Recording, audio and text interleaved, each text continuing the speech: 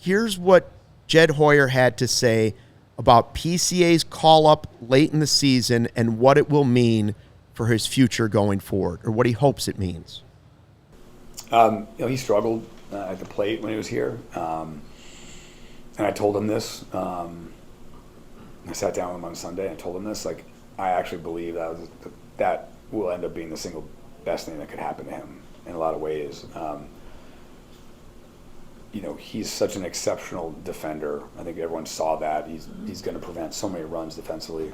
I think as he sort of refines his base running and stolen base, he's going to have such an impact on the bases. He is a good hitter. I think he's, certainly, probably realized that he has to make certain changes offensively, and I think realizing that now is really key. I think this is the big leagues. This is the best league there is, and the pitching is a lot better than it is in the minors. And I think seeing that up close and personal and realizing, okay, there's probably adjustments I have to make. And I told him, I said, hey, I watched Anthony Rizzo hit 141 over roughly 150 plate appearances in 2011. And he was a top 10 prospect. He had incredible minor league numbers. He came up to the Padres and, literally at 141, he looked terrible. And we sat him down at the end of the year and said, like, okay, you saw what it's about. You have to go make real changes. And, thankfully, the Padres traded him to here after we came here because he hit 141. But he showed up in spring training the next year, and he had completely altered his swing. He realized there were certain pitches he couldn't get to, and he needed to make those adjustments, and he made those changes. And I think he hit 285 in the next year in half a season. There's no way he makes those changes if he doesn't struggle. And, struggles are really, really hard to watch, and struggles are hard to go through as a player. But if you take them to heart and you're willing to go work on it, I think it can be the single best thing that ever happened. So I really believe that, certainly I wish he'd come up and hit 500 and led us to 4 more victories. That didn't happen. But second to that, I think having that experience where I think he's going to take that to heart and go make those changes, I think is really important, because he's going to be a good and very impactful player in this league for a long time. I don't think him struggling for a couple weeks in a pennant race is going to make the Cubs think he's not the guy, that he's not their top prospect. I don't think that's the case. Now, they may have seen Matt Mervis and said, that's what we thought might happen at the major league level earlier this season. I don't believe that happens with 21-year-old PCA, your top guy. You could see the athletic ability. Defensively, the first day he makes 2 great catches, you're like, wow, this kid can fly. Was he perfect on the bases? No, but you can see the speed, and he's young. So what he's saying is now he finds an offseason where he's like, okay, maybe I'm not everything everybody was puffing me up to be. I can be, I will be, but only if I work hard at these things this offseason. I love the part about the swing that, if he's going to find that out eventually, this part of my swing may not play like it did at the minor league level. Cody and I talked about it, how guys in the minor leagues can get away with certain things, especially at AAA. They dominate, and they just keep doing things the way they're doing it because the results are there. They see the home runs flying, or they see the 15 strikeouts they're getting, and they keep doing it.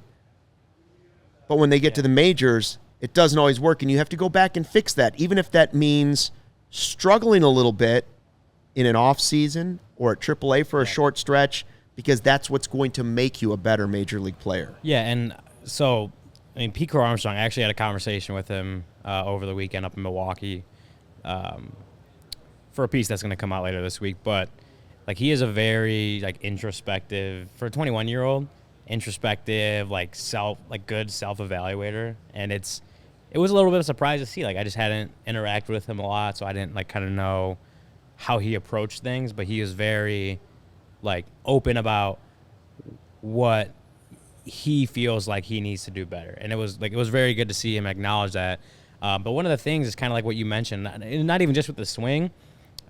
He pointed out that game in Colorado when he got thrown out by Edwin Diaz, I think was trying to steal third, maybe. But he pointed that out, and he kind of went on to say, like, I can't always rely on my athleticism and speed or whatever at this level. And so to hear him, like, really, it's only a couple weeks after that happened, right? And just to already be reflecting on that kind of stuff, whether it is the base running, whether it is the swing that had gotten him here, but didn't look great in his limited plate appearances, right? Like, he is very self-aware of what he wasn't doing right and what he needs to work on. He even talked about, like, being better about moving back on fly balls, like, over his head and just getting better at that kind of stuff. So it's very, for a 21-year-old kid coming up to the big leagues for the first time and not really playing a lot, obviously, as we saw, he had to fit into, like, a specific role on a team making a playoff push, but he can already see the things he needs to do to be better at the big league level, to have success at the big league level. And, like, I think you can fully expect him to attack the offseason with those things in mind.